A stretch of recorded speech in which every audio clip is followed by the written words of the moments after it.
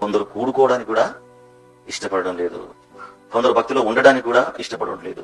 ఎందుకు కూడుకోవడానికి ఇష్టపడడం లేదంటే, ఎందుకు విశ్వాసంలో ఉండడానికి ఇష్టపడడం లేదంటే, ఎందుకు భక్తిహీనులుగా మారిపోతున్నారంటే, వారి వారి జీవితంలో ప్రతికూల పరిస్థితుల్లో ఎదురైనటువంటి నష్టాలలో, వాళ్ళకి ఎదురైనటువంటి కష్టాలలో, వారికి ఎదురైనటువంటి బాధలలో దాన్ని మనస్ఫూర్తిగా ఇష్టపూర్వకంగా ఆ కష్టాల్లో ఉన్నటువంటి భక్తి జీవితాన్ని కూడా కొనసాగించలేక ఇక ఎందుకులే అని ఇక అవసరమా అనేటువంటి బలహీనులుగా అయిపోయి మందిరానికి మానేస్తున్నారు, భక్తిలో ఉండడం కూడా విడిచిపెడుతున్నారు. అది తగదు కదా.